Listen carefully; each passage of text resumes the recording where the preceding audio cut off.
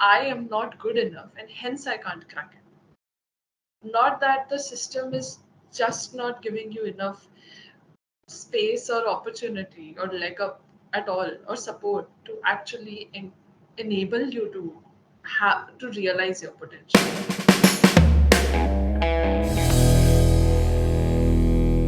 Hi, Anjali and Anya. Thank you for being a part of the podcast. I'm super happy that you guys are here and you took out time from your, valuable schedules to be here. Mental health has been, how do I put it, the hot topic these days, and for the right or wrong reasons. The good side of it being that okay, a lot of people are aware of the importance of it, but the downside of it also being that a lot of people think that it's such a facade or a cool thing that everyone's like using it or saying it, right? Yeah. And when I have because I spent a lot of time on social dealing with this subject, I have seen the nerve of it in both the sentiments, equally, to be very honest. A lot of people use it, to either get, they say that they get sympathy, or they think that it's going to give them the views or the content or the likes and all of that. But a lot of people really are suffering from it. So I wanted to kind of add something more valuable to this whole debate from people who actually deal with this in everyday life. And so, Yeah. thank you for both of you for being a part of this and sharing the knowledge and the experiences that you have gone through in this journey. I'm going to let you guys introduce yourselves. Then we are going to go through a series of questions. It's a conversation between all three of us, so all three of us can, equally contribute, talk, add, edit, all of that. And we can just discuss different point of views when it comes to different topics. Yeah. So, Yeah. anyone can go first? Anya or Anjali, would like to introduce yourselves? Anya, you can. First and foremost, I identify as a parent. I'm a cat parent to six cats. Right Wow. now, like Oh, yeah, right wow. now, like one of my cats gave birth, so like four to six women, and that's like the first identity I have. And then professionally, I have trained as a therapist. I've completed my master's. Some Yeah, I think it was 2 years back. Yeah, 2 years back. And since then, I have worked in a number of roles. I have been all over the radar. Anything related to mental health, I've tried to be there. Worked as, of course, a therapist all these 2 years, as a strategy and operations lead, product lead, teaching assistant, digital marketer, and guest lecturer for trauma therapy, and yeah, maybe one or two more things. Yeah, content writing as well. So I've tried to dip my toes in everything, because I really like to experiment. I really like to see, okay, what are things that work for me, what are don't things not working for me. But all through this time, I was working full time as a therapist for the first 6 months, and since then I have been working privately, independently, in a freelance capacity, in this time capacity, and yeah, that's me right there. That's lovely. Great. That's lovely, Anya. Anjali, please. Please, okay. Yes. So, I've got two roles actively pursued till 6, 7 years, interchangeably. So, I have my first master's in psychology from Tata Institute of Social Sciences, and that makes me a counseling Same. psychologist. Oh, are you? Oh, nice. I Oh, Yeah. too. wow. We're Yeah. having a alumni meet. Yeah. Oh, yeah. Oh, Totally that's are. Which lovely. batch are you from? Sorry for I interrupting. passed out on in 2015. Yeah, I know people from 2015. I'm from 21 batch, at least. Oh, okay, okay. Yeah. So after that, I was, while you are there in this, you do go through a lot of rigorous internship, which is like 2 days in a week, and 8 hours every day. So it's hands-on being a therapist for 2 years and 4 days classes, and then discussion on the last day. What did you do? So during all that experience, struggled with my role, and I was like, we are being sent to difficult situations, and children who are street based and trafficked and all those. and I was too traumatized to just think that I'll be giving therapy and be back to my home while they'll be still stuck wherever they are. It doesn't make sense. So I pursued another master's, which was human rights law from Queen's University in Belfast, and I finished 2018 Jan. I came back, and then I started working in this place, which is called National Commission for Protection of Child Rights. And then I was working actively, like what I wanted to do, for 3 years, and it was wonderful doing criminal investigations, handling all the sexual offences case from all over the country, actively being part of the change making process. But that has a limit to it because it's a lot of dark side of humanity. Meanwhile, I had my practice, but I made my practice full time since last year, January. It's full time. I left the job. But yeah, I have lingering feelings for that job. So I am both a legal consultant for mostly child right based issues, and also a full time psychologist. Now I see clients with depression, anxiety, maintaining work life balance, relationship issues, ADHD, BPD, all those things. So I see that's my most client tail looks like, and I'm feeling very rewarded by being a therapist in myself. I'm happy, honestly. I've come to love this role a lot. That's lovely. Wow. And I'm sure you must need a lot of passion and emotion, to become a therapist, because it does require for you to invest a lot in terms of emotions and mental capacity, and not just physically being present for somebody. Um, as opposed to a lot of other roles where you can just shut off, Yeah. after you've done. So, how do you guys, like prepare yourself for it? What I mean by that is that, say, suppose we are talking, you're chilling with family, and I have a session at Mm. like 5 o'clock. So Yeah. how do you switch from that to that? Because I'm sure you need to be in a certain space to be able to be there fully for somebody. Yeah. It's a commitment, and it's a commitment that you Mm. have to be honest with. uh, you know, and you won't be like, okay, you're listening and you're like baking a cake. That Mm. I'm sure that doesn't Mm. happen. So Mm. how do you guys get into the mood, if I were to put it like that? Do you Hmm. have some things, or it's just like a switch that Yeah. happens over time? It's. I think it was very hard initially. As I told you, Symbol, I was working and I was like, I don't want to be therapist anymore. It doesn't help those children. I'm just coming back and it's not helping. We need to get them out, put them in back to their homes and all that. And but it and I used to literally cry, and I saw many of my classmates being absolutely moved by the work they were doing. And it was hard initially, but I think human beings, we strategize, eventually we learn, and that's the inherent nature to adapt, and we just practice it, and then there is a switch now. Finally, I think the Wow. practice is the switch, that Yeah, yeah, being for there. sure. And yeah, now I feel like, okay, I am helping them. If I remain sane and safe emotionally, I will be able to help them better. So that's the motivation for me, at least. Makes a lot of sense. What about Hmm. you, Anya? How does the Yeah, no, switch work?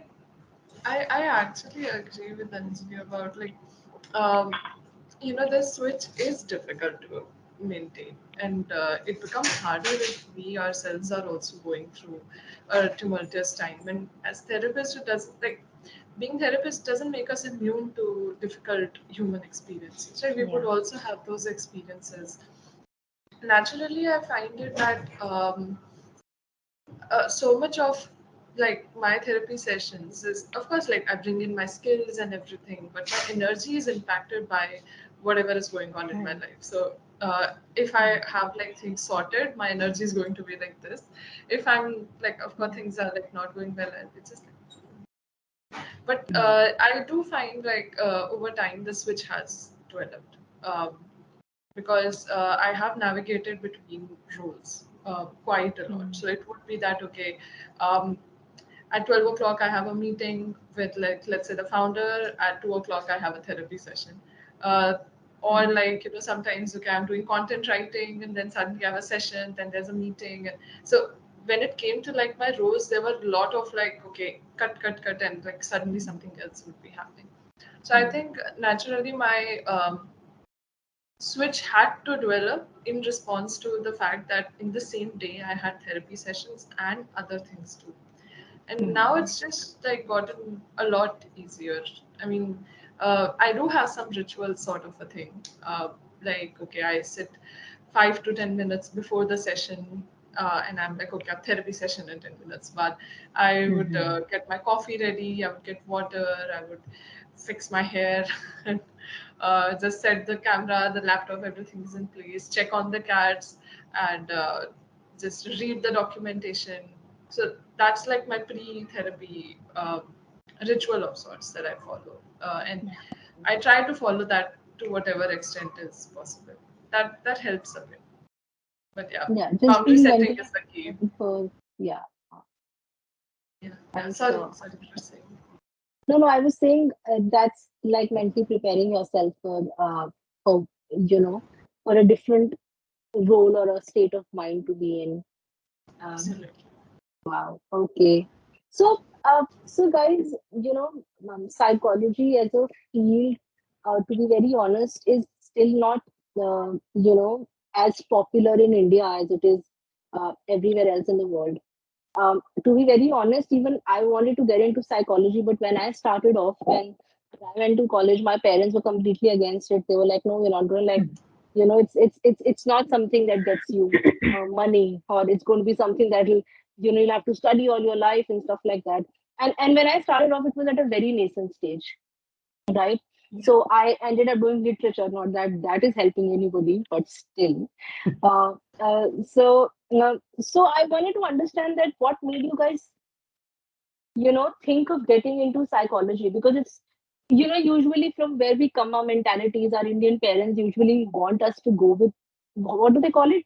Professional, courses, what they call it, which is Mainstream basic. courses. Yeah, the mainstream professions that they feel that would be easier to set up, expand on, more lucrative, and not as consuming in terms of your mental capacity. So what made you guys actually pick this up instead of anything else, really? uh, um, you Yeah. know uh, so yeah. Hmm.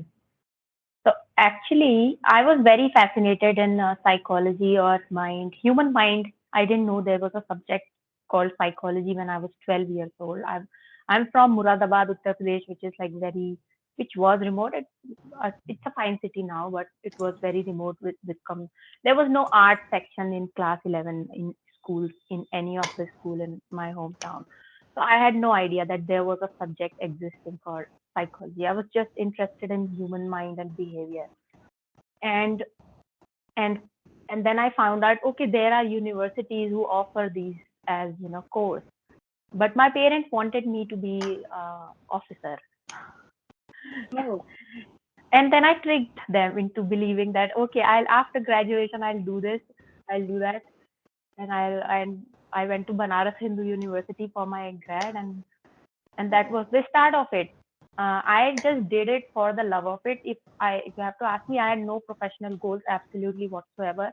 I had no idea that you could become something out of it. I thought maybe I'll become a professor or something, uh, something I'll become, but was not keen on a goal. Uh, okay, what will I do with my life? No idea. I just love studying psychology. Let me just do it. Too focused in the moment.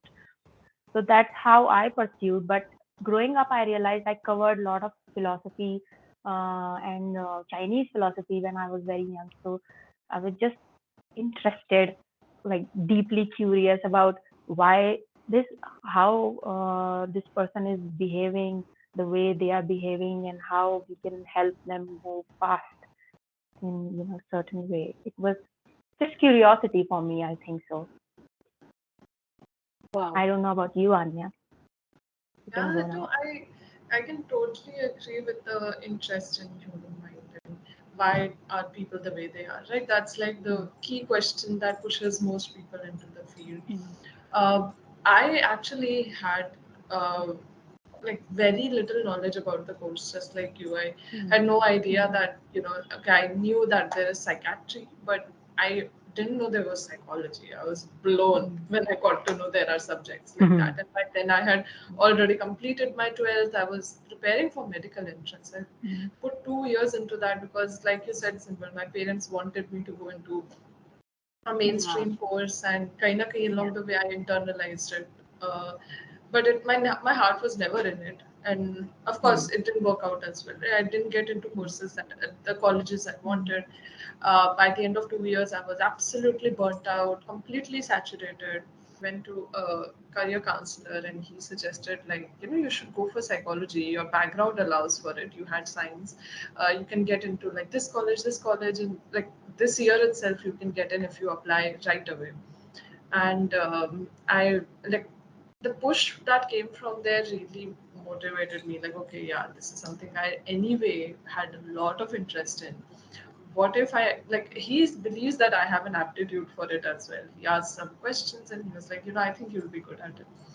And yeah, I discovered I had a knack for it as soon as I went into bachelor's, and I scored really well, much better than people who had psychology in 11th 12th, and this was the first time I was studying it.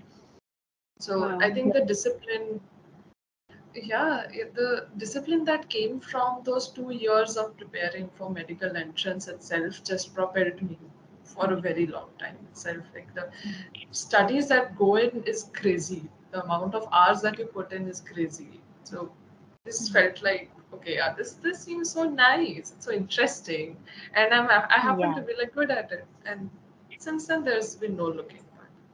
That's so Yeah. lovely, and I feel that you guys have actually done it because I got into colleges. My parents didn't allow me to even still get there, so I studied all the graduation books of my friends, to just learn more about psychology.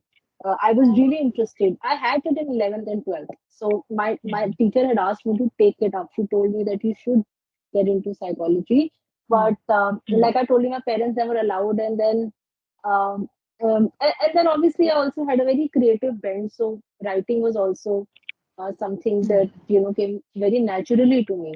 So that's why I got into advertising, which was the worst for your mental health. I mean, uh, I think this whole journey of also speaking about this and also creating a platform, Anjali and Anya, has been to talk about what the corporate toxicity builds into, how it sort of grows on you, and the fact that you get so comfortable with it because you don't even realize that you don't deserve it.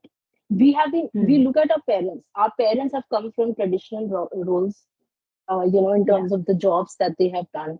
They have been, I'm sure your parents also, like my mother's also been that they've been stuck to like one place for years and years.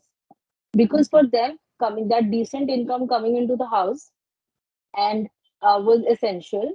And the whole idea of being able to survive in a competitive environment has been the basics that they ask for, right?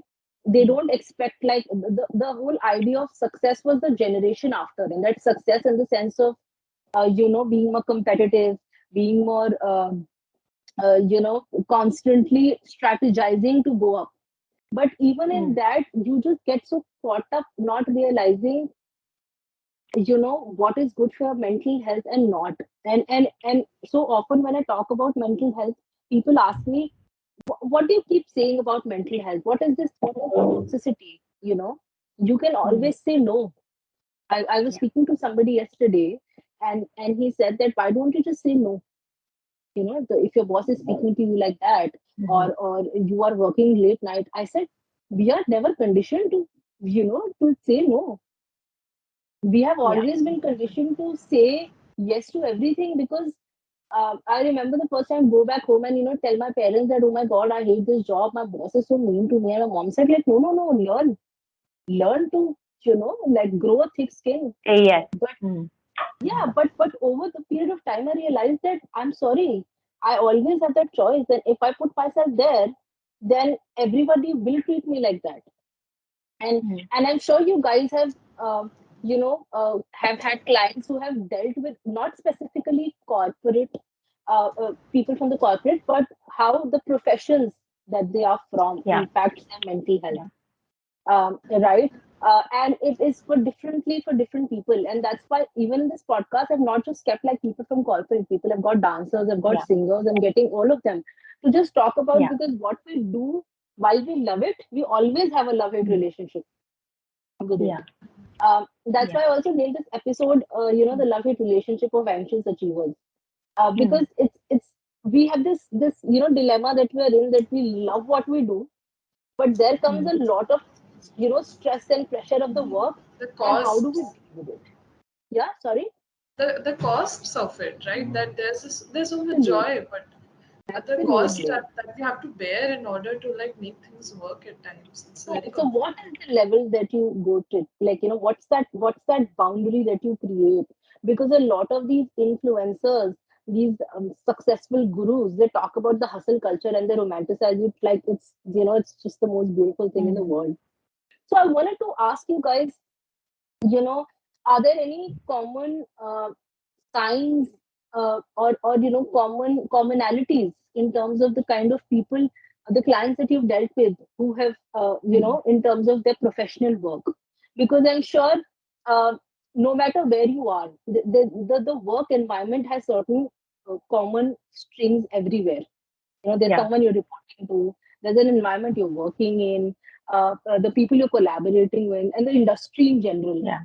So, Yeah. what is it that you guys have come across, and that has sort of struck with you, and you'd like to share it with people who are watching this and Mm. listening to this? Mm. Anya, you want to go?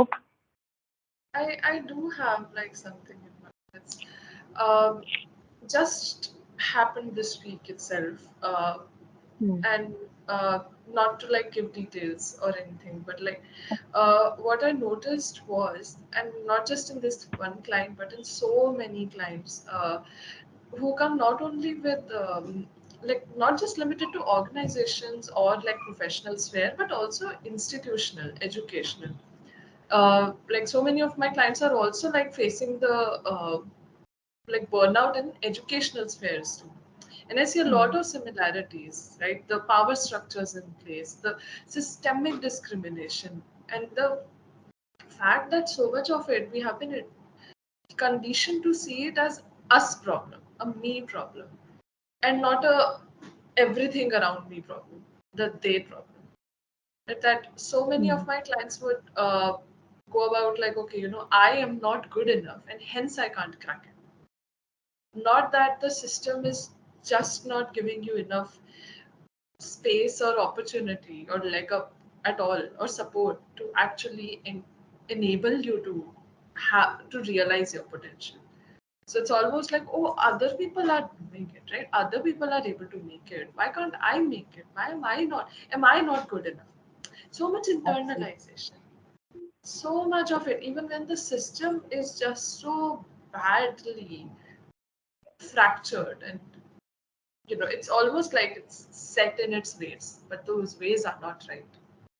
Mm. And the thing is that if they start to think that, oh, it's a system that's the problem and not me, then the helplessness sets in. So it's Mm. like a very tricky trade-off, right? Do you choose helplessness, or do you choose to feel that you're not good enough, that worthlessness, or helplessness or worthlessness? Mm. And Wow. it's almost like that it leaves Mm. you like, oh my god, where do we go from this? Mm. Mm. And that stuckness is what I have noticed in so many clients, that it's very difficult to move past. It's like choosing between a rock and a hard place. And that's also Wow. where then sitting with feelings is where comes in, right? That you also sit with this stuckness, and you're like, you feel this like right now. So many of the people that I have seen would like struggle with like actually sitting and accepting that yes, this is a tough spot to be in. That Right. it's almost like it's so there's so many nuances to it. I don't know. Am I making sense? I just like Absolutely. Yeah, Anya, absolutely. Absolutely. Yeah. And I totally Mm. relate to that.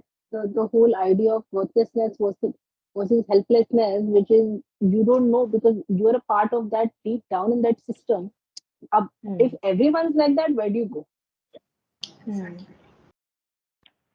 So yeah, I've never put it into words, which you did. Thank you. But that's exactly the feeling, and I think that's what a lot of us go through, irrespective of corporate, not corporate, whatever. Just being, Yeah. being a part of it. Wow. Hmm. What about you, Anjali? What? Yeah, I was, and I completely agree with Anya's analysis on this is very, very interesting and it's so true, very nuanced also. And I feel, there is this people pleaser syndrome all over our culture, and which we call it, we can't say no, we don't have boundaries. When you were saying that somebody said to you that why can't you say no, but my question to that person will be for how long? You know, if you keep saying no, then no is the word you are going to keep chanting throughout the day because that's how many times your boundaries are crossed in any work culture. And and and collectively, inherently, we are just people pleaser. We are, even from the top to the bottom, we are always saying yes to things we are also uncomfortable about. And there is this imposter syndrome which is very commonly talked these days, and that's why people remain in very problematic spaces for long, because they feel that this is good enough, this is great, I might not get something like this in the future. And it's very similar to even government setup, government working culture where I'm exposed to. It's not so different from corporate, I would say. I mean, they say it, but it's not. And there is this whole bureaucratic hierarchy which you have to abide by, and you can never say no in government setup. It's not a choice, it's an order, you have to abide by it. There is something, you have to do it. And people have all sorts of political agendas and things and motives behind what they are trying to do. So, and what happens with the employees by the end of it is, I would say, if you are talking executive function wise, and there is definitely decreased productivity, uh, and there is dysfunction between work life balance. um, there is anxiety. Anxiety is basically the root cause of everything that is happening here, or becoming the root cause of what has happened to them, and then spreading its wings in different aspects of how we see ourselves. And when I'm talking about work life balance, I think it's hugely missed out. This work life balance is not there in South Asian cultures as such. It's not a thing that we want to pursue. We cherish, like, I remember myself, I was always like fun, and kind of a crazy kid growing up, as they called me. So people never took me like seriously for many many years, and I was okay with that. I was like, I don't want to, please don't take me seriously. And I was okay. But yeah, but we have praised people who have long phase work and don't become happy or don't live life. We have grown up praising those kind of serious people, and they are probably running the agency, because unfortunately they have lost the love of life, for life, and they are in the top tier places in all of the corporates or all of the working agencies, and they set the tone of the whole working culture also. And I think decreased productivity and low engagements in work is like one of the key executive dysfunction, but then burnout and a lot of issues with perceiving the sense of self also that comes later on.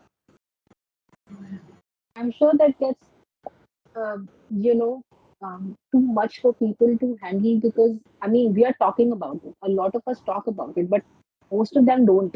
And that does come from this whole idea of picking from what both of you said, is that you don't think that the system can be changed. And I watched this lovely set by Veer Das, which was called Brothers and Others, Oh, and where okay. he spoke. So the crux of what, from what I understood of it, is that the true sign of a dictator is that you either consider people as your brothers, and the ones who don't agree with you are the others. So then that's how wars happen, right? And I think that was such a beautiful portrayal of how we live our lives, that either I'm a part of that, I'm a part of the system. And one of the reasons why I also led advertising at a certain point was that I knew that though I was leading teams, I was feeling the increased pressure that now I have to represent the authorities. Now, when I represent the authorities, I can't take a lot of leeway. So when I'm a copywriter, when I'm just on my own, I can say, no, I'm not going to do this. But when that pressure comes to me to handle a team where I have to also be like, okay, this needs to go. The pressure on me is to make sure that it goes in one day. How do I make that happen? I have to push my team, right? So then I moved back from it because I realized, and I do come from a very privileged point of view, because I'm sure a lot of people don't and can't do it. They can't move out of the system at their own will. So they have to become the brother as opposed to the other, you know. And I think when you guys speak of that, these dilemmas sort of impacting their lives, and like you said, Anjali, the core of it being anxiety. There are memes on this that I don't know if you've seen those memes of like Teams call. The dreadful Teams call. So the moment you hear that tone of a Teams call, I would get anxiety. I'm not joking. The whole work from home entire area was that. You just get a call like, okay, because you have to always be prepared to work. Any time of the day, all the day, any time of the week. Uh, and I realized that that anxiety was the crux of it, and that led to a lot of problems for me and a lot of my friends. A lot of people have gone through heart attacks. Just in my career, I've seen 3 or 4 people having heart attacks while at the job. Uh, so to what length? And since we were talking about the system, guys, and I'm going to take it ahead to uh, another question where I'm sure, though you both don't work in corporate or have worked, or I think Anya, you are working now, but I have worked in corporate or like corporate like settings for 3 years. settings also, right? So uh, for both of you, and Anjali, I'm sure you also get. I mean, I'm generally aware of it. That how do you think these corporate setups are equipped, uh, uh, you know, uh, to deal with um, mental pressures of the employees? Because there's this whole joke going on that they just assign you a therapist, and they'll be like, oh, we have a mental health care program, and there'll be a therapist. By then, you can't talk to that therapist again. So that therapist you can only talk to that therapist once, which defeats the purpose, because you build a relationship with the therapist, right? You If you can't talk to that therapist again, you have to keep changing therapists, then what's the point? So there's this whole joke of like how corporates are not equipped, and the first point that I made when we start this conversation is that because it's such a hot topic, they want to be part of the conversation. They have put something in place, but how helpful is that? Do you think that there are enough avenues in terms of what work structures have been explored in terms of the corporate setup? Or do you suggest some in that case? Or do you think that, okay, we are still maybe on the right track? It's slow, but it's happening. So what's your take on that? I only know a few things. Corporate or non-corporate working culture is, how much of a mental health webinar they have conducted over the since COVID, and I would prefer giving your employees a 1 hour nap time than 1 hour webinar time. Absolutely. And like compulsory nap time, take off their gadgets. Would love that idea. And yes, and again, coming back to what you said, accessibility to mental health professionals, but yeah, to not to manipulate that system also. Like if you are giving accessibility, then make it proper, useful. And I also think like corporate or non-corporate, we are all humans, right? Functioning. So just understanding the humanness in the picture, and in this situation, this is adult bullying, that happens when you are in offices. So if somebody is, there are conversations which are explicit, and there are micro behaviors and subtext, Microaggressions. Yeah. microaggression and subtext like manipulations and all those, and which is also subconscious from the other side also, probably, let's assume that, and not make it people narcissists, because it's also a trendy term these days. So I think, all these, if we try to address the elephant in the room, like what exactly is bothering in the work culture, like how is the tension, how is the energy in that office, if we how do we address that, and if we can build empathetic culture in the offices, if we can hear, okay, what's happening, let's talk, also respect boundaries, if we can stick to the time that has been set for the office, and for the deadlines, and not make people sit. My answers are very simplistic. I don't know if it makes sense, but it's very, very simplistic. Like, first of all, training the senior people to have empathy, because they Absolutely. set the tone of the office. Like, train the bosses to have some emotional intelligence courses for them, like not for the employees, for the bosses. And they will eventually set the tone of the whole office. And flexible work arrangement can be helpful also. Yeah. This hybrid is really helpful. I love it. I love working from home. So I am a big promoter of that. And also thinking this whole accessibility of mental health and webinar and professionals, I'm asking ourselves, why do we need it? You know, why do we, first of all, people talk about taking time off, but why do we have a lifestyle where we need to take time off? I never thought of taking time off when I was a kid. It was fine. We were like, in school. These days, school is very hyper functional and hyper anxious also. But, building that culture which doesn't lead you to burnout is important, rather than having burnout, then providing them, putting people in accidents and then transferring them to hospital is not what I would wish for. I mean, it's great to still have mental health professionals, because regardless, people are going through personal stuff any which ways, and work work complexities is something we can eradicate and make ease with people's lives. I think that's what I think of, if it makes sense. It makes a lot of sense, Anjali, and very aptly put. Why do we create lifestyles where we need to take a break from? And then put a lot of mitigation efforts where we can actually do Yeah. precautionary Preventative efforts. measures. Absolutely.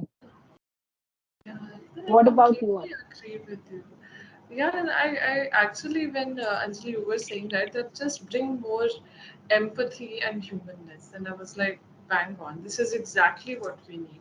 And the thing here is that I have been on both sides of it. I have been on the side of being like, if there is like management and non-management, Hmm. like, so I Hmm. have been on both sides of it. In the same Hmm. organization itself, in fact, like, uh, one thing that I have noticed is that, uh, apart from like these very bare minimum necessities of just being understanding and empathetic, there also needs to be certain skill set that leaders have to bring in, which I feel they really need to like start building on, and that would be having more conversations about the nature of work, whether like people are a good fit or not, normalizing leaving the organization if it's not working for you, instead of like trying to make it work with burnout. Hmm. Because I have worked in a setup where crisis counseling used to take place. Right. So I was a crisis counselor, plus I was in the management later. And the thing is Okay. that I was leaving the organization because I was like, crisis management. I can't do crisis counseling. That's not my thing. I had to take therapy for 2 months to just come to this acknowledgement that crisis counseling is not for me. Because there was so much of culture wherein people like within the organization, like my peers were just like, oh, you get used to it. And I was like, but I don't want to get used to it. Why is everybody saying that I will get used to it? Why are they blaming the organization that Yeah. you are not doing enough for us when this crisis counseling is just not for you? So I can't keep asking them for accommodations when clearly this is like not the kind of work that I even am meant for, at least at this stage, because I was just newly out of postgrad. This was my first job as a therapist, as a crisis counselor. Very smart of me, but it helped me realize what I needed at the end of the day. So uh, it goes both ways then. On one hand, organizations being empathetic and being like more on the human side of it and not making things more difficult, and also at the same time having more candid conversations about what is it that's happening. Plus, on the other hand, the employees also bringing in that much awareness that okay, this maybe is not for me, Right. and Mm. and that awareness again, that's not like an individual's Mm. burden to bear. It's a very systemic Mm. change that has to happen as Mm. well. Plus, again, the systemic change happens with one person too. It's not like okay, the system can influence you, you can also influence the system, so it can start with you. That's where like the circle of control also comes in, right? There's some things that are in your control, not everything, but you can actually like see that okay, this is not working for me. But then it's also equally important to have the support of the organization. So when I told my senior at that time, she was the most senior person in the organization, just beneath the founder. I told her like, and I was the junior most. I told her like, crisis counseling is not for me. I love the team, I love the work culture, but I can't stay because the nature of work, I can't do it. She was like, there's an opening in management. Do you want to give that a shot?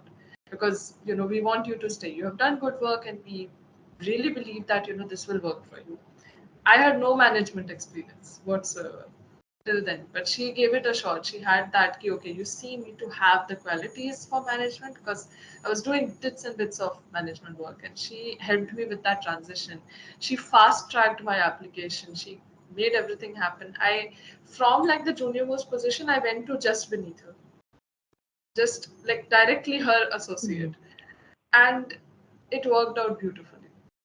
I was able to do amazing work there. The entire organization was just like everything fell into place. And so it was like me stating my needs and the organization getting it and helping me, supported me, and it worked out beautifully in both the ways. So not a one-way street, not just onto the organizations to make to make the space better, not only up to the employees to keep protecting their rights. Has to be That's a it. mutual. Yeah. That's it. And also that you spoke of, how you were moved from the junior most position to a very senior role. And while you being a therapist yourself understood what it came with, I also feel that in a lot of cases, like how Anjali also said that we need kind leaders, one of the biggest gaps that I have seen in corporate is that uh, the new managers, when someone becomes a new manager, now why has that person become a manager is purely based on the talent, on the skill set. It has nothing to do with their capabilities as a manager. Now Yeah. nobody teaches them what it means to be a manager. Now at that Mhm. level, wherein maybe your KPIs and your all that is given to you, but nobody actually sits down with you and tells you, okay, this is the limelight has to move from you to your team now. And in a lot of cases the managers themselves have not had enough of the fame, so even when they become managers, they don't let the team breathe, they Mhm. don't let the team shine. They'd be like, okay, I still want all the credit, I still want all the all the love and the limelight that people get. And I think that in itself stifles a lot of employees. And obviously this comes from a That's true. personal experience also, but in all the agencies I've worked in, I've worked in multiple people, and I think we really need to at that point have some sort of a, you can call it a counseling session, you can call it like just a conversation to make them understand that with this right also comes a certain responsibility, and are you ready for Yeah. it? Because pure talent does not make you a good manager. It can make you a great individual, talented individual, but that will Yeah. not in a lot of cases that talent of that manager itself is very scary for the people beneath him or her or them, right? um, So I feel that that's why the need of these kind empathic leaders also, because I was always told that this is how things are supposed to be, so you have to follow them. When I would talk Mm. nicely to my team, they'd be like, "Be more assertive. You don't know women bosses are supposed to be like, they're supposed to like be angry all the time. You know, if you're not angry, then they will Crazy. not listen to you." Oh yeah, Yeah. And absolutely. That's obviously how that's they why train you. Yeah, that's how they groom you to be that, we are part toxic of the person system, basically. the toxic person. So I think there is like a toxic makeover that happens, every time Yeah, your yeah. paycheck increases. Grooming. Yeah, that's the whole group. It happens. Okay, here's your paycheck. Now you have to tell me 5 things why you're toxic, and that's going to make you, take you higher Mm. in the ladder. Um, so moving from that, I think I know that you guys are also pressed on time, so I'm going to just leave you guys with one question. We've spoken a lot about Mm. how the kind of clients that you have dealt with in terms of corporate workplaces and Mm. toxicity. We've spoken about the role of the setup itself, encouraging or discouraging this kind of a culture. What about you guys? You guys speak to a lot of people day in day out. You Mm. your mental health is as important as anyone else's. Mm. So how do you guys go through that? There's this saying that they say therapists need therapy, and that's Yeah. why I wanted to kind of discuss with you guys as to Mm. what is it that you guys think needs, you guys go through, and for people also to understand that you guys are also human, and it's not just that you just turn off and become Mm. these superhumans to give advices to people. So yeah, Mm. what's your way of coping with it all? Okay. Uh, First of all, act like regular therapy. I cannot do without my therapist. Yeah. I can do without any person in my life right now. Okay, but my therapist cannot go anywhere. She has to stay in my life because you make these anchors, right? You make these anchors, and that's what Absolutely. I've been trying to do. My therapist is a very strong anchor, um, and just like with that, I've realized the importance of relationships, and not just relationships with people, but relationships with work, relationship with yourself. All the relationship aspect is, I think, the key thing that either keeps us sane or drives us insane. And I have started to actively create better relationships, healthier, safer. Uh, I mean, healthy, unhealthy is very black and white and very nuanced. It's a Mhm. very nuanced concept, but as safe as things can get. So, whatever that might mean, setting better boundaries, saying no, not feeling guilty, Mm. feeling okay about just not being the perfect human. Um, or in general, also, like just being in those spaces which serve us in the best way they can. Yeah. That's one thing. Another is like I'm also like actively building a very strong relationship with my cats, spending lots of time with Mhm. them, lots of cuddle time, lots of play time. Uh, and just like I have so many, right? So if one is not in the mood, Yeah. the other one will be. So just like being more attuned to them, in the Yeah. process to myself, and in general just being very very like radical compassion, radical Mm. kindness. No matter what is happening, have to be compassionate, have to be there for myself, Yeah. uh, because there is just no other way. And we are taught that criticism is the way. Being hard on Mhm. yourself is the way to grow, but that's the biggest myth ever. Being compassionate towards yourself really does the trick. It's Yeah. another thing altogether. Yeah. Wow, Anya, that was really wonderful, and especially the radical compassion part was very, very good that you mentioned. I think, I mean, there are few things that more on the systematic side are having a, discipline about certain things in life, um, like drinking water at least 4 liters in a day, and That's a You making know, that's sure, and yes, drink, so right? making sure that you sleep at least 9 hours in a day. As a woman, your brain is very complicated. Like it's much more complicated than man's brain. And all the more being a therapist, then definitely we need more sleep. So sleeping 9 hours, and I live near a beautiful park, so I do catch up on walks, and if I don't get like walk time sometimes and people want to meet me, then I was like, okay, let's go for a walk and talk. And that's how I make my so 10,000 steps Yeah. together in a day. Also, gratitude practice is helping me a lot, because when you work in certain these kind of dynamics, you tend to look at the negative side of humanity a lot, and we somehow start associating our lives with the what we hear all the time, right? It's not true. So we have to bring back that sense of, okay, there are many things in life that are we can be grateful about. At least one in a day is fine.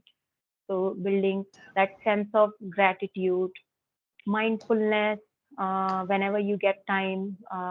I love doing meditations. I also sometimes instruct in my therapy because I've been meditating for 12 years. So I think I'm eligible to do that now. Wow. So yeah, so it like my meditation is number one thing that has helped me. If I have to say just one thing, it's this.